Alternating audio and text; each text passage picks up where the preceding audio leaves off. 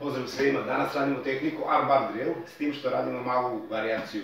Znači kad uradim arm-bar, radim ga na džaku i u situaciji kad se protivnik brani, prelazim na drugu stranu. Radim rotaciju kukova, što je vrlo bitno da bih mogao da mu uzem drugu ruku. Znači krećemo lagano.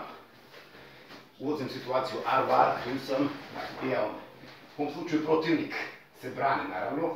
Moj cilj je sad druga ruka, njegov triceps. U ovom slučaju koji radim drill izgleda ovako.